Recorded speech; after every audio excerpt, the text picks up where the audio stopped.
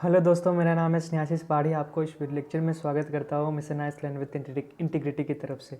तो फिर इस वीडियो में the relative income subject to wellbeing connect, तो वेरी इंपॉर्टेंट टॉपिक है, वेरी इंपॉर्टेंट कंसेप्ट है with respect to mains examination. ठीक है, एक policy lesson would be pursue strategy of shared growth through remunerative employment. तो एक जैसे कि हमारा भारत में क्लास वाइज डिवीजन हुआ है, रिलीजन वाइज डिवीजन हुआ है, इनकम वाइज डिवीजन हुआ है।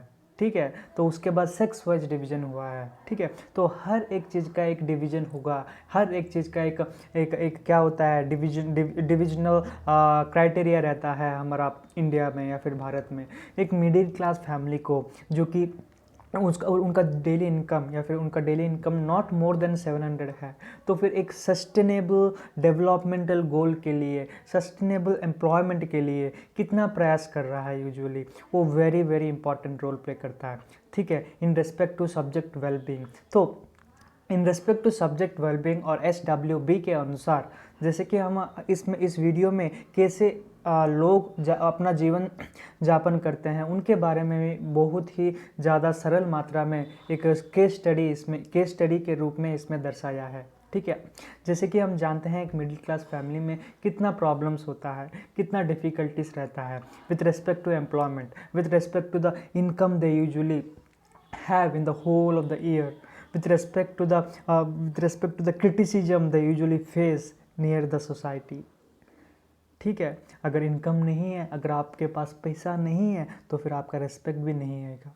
ठीक है, अगर जैसे कि हमारा यूजुअली गांव में जब यूजुअली हम रहते हैं, ठीक है, तो एक गांव से जो भी लड़का बिलोंग करता है ना, अगर उनके पास पैसा नहीं होता है ना, गांव में कोई रिस्पेक्ट नहीं देते।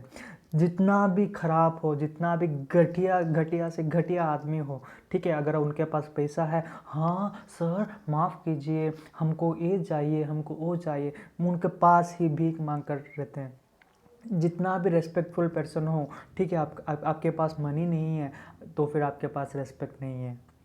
ठीक है, तो फिर कोई भी नहीं पूछने वाला है, कोई भी नहीं पूछता है कि आप क्या हो, आप कौन हो, कहाँ से बिलोंग करते हो।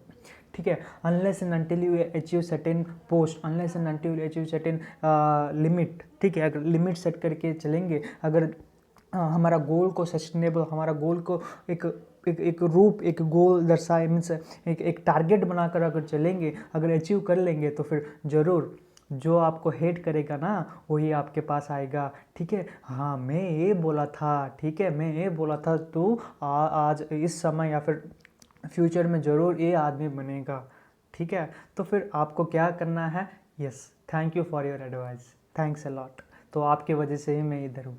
ठीक है, so this is how you have to respond, because the middle class family which even have all the, I cannot even explain how difficult it is to sustain, how pressurized it is in the parental।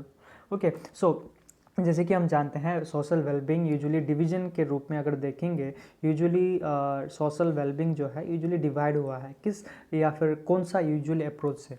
ठीक है, ये very important है, आपको note भी करना है, very important.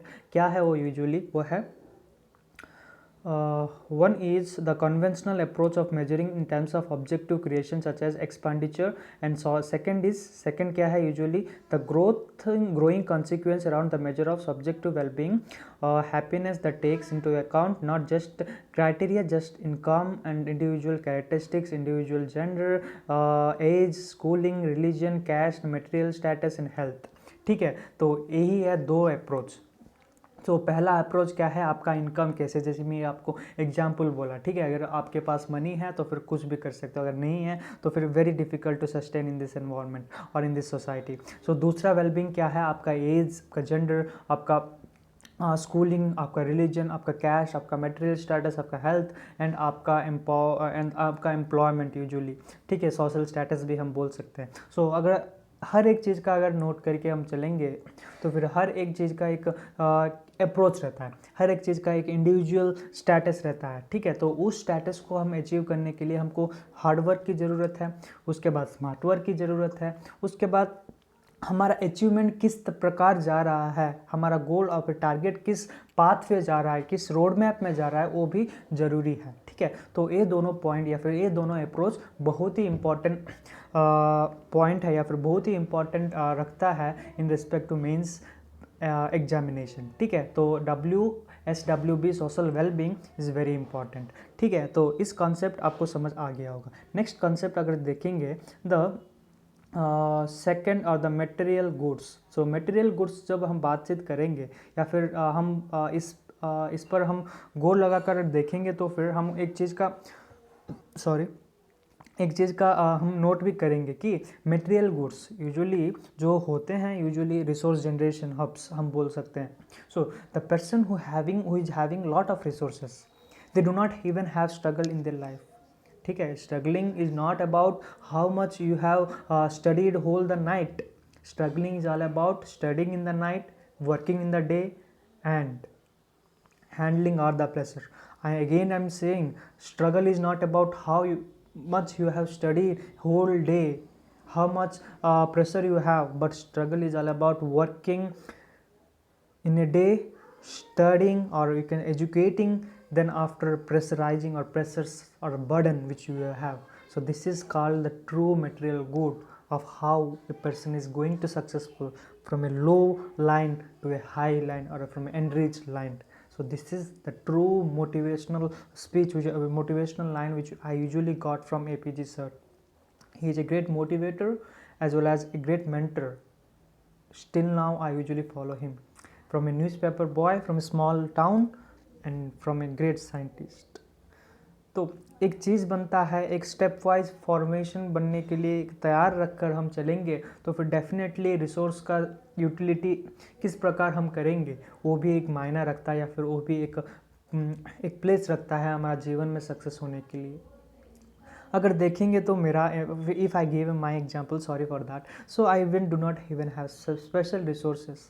पढ़ने के लिए कुछ बुक्स नहीं था जब मेरे पास, मैं जाके क्या होता है, लाइब्रेरी होता है ना, उसमें यूजुअली बैठ कर पढ़ाई कर देता था। मेरा रजिस्ट्रेशन कार्ड भी उस समय नहीं था। I am not even a student of that school. I usually go to that library and sit and study those books in the library and get back to my home.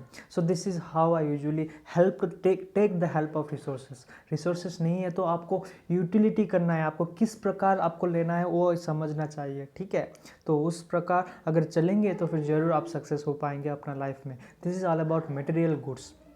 ठीक है, तो इसमें usually income से changes and going forward, income changes and going forward simple है, क्योंकि जब हम इस 21st सेंचुरी में आ गए हैं, post pandemic and pre pandemic. ठीक है, तो अगर डिस्कस करेंगे तो हर एक चीज़ का महंगा बढ़ चुका है, जैसे कि पेट्रोलियम, ना कि पेट्रोलियम पर हर एक चीज़ का एक्सपेंडिचर भी उतना ज़्यादा हो रहा है, 2 to 3 टाइम्स। ठीक है, 2 to 3 times it has been changed. So अगर उस समय अगर उसके बातचीत करेंगे तो वो भी एक मायना रखता है कि increasing in the demand, increasing the supply, increasing the expenditure और द कॉस्ट प्राइस जो बोलते हैं वो भी इंक्रीज होने वाला है जब डिमांड इंक्रीज होगा। ठीक है, इकोनॉमी के दौरान।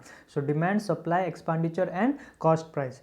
ठीक है, सो डिस्काउंट तो छोड़ दो, डिस्काउंट तो मायना ही नहीं रखता है इसमें। So this is how about income changes, about social wellbeing in whole the country, in the society, I can say that. So it is very important. ठीक है, ये बहुत ही इंपॉर्टेंट है, very very important. I even have interested, I even have when I read this. ठीक है, जब मैं पढ़ाई कर रहा था इस टॉपिक के बारे में, एक कनेक्टिविटी रह गया कि मेरा लाइफ भी इस समय या फिर मेरा लाइफ भी यही एयरटेल पेज के सामने है।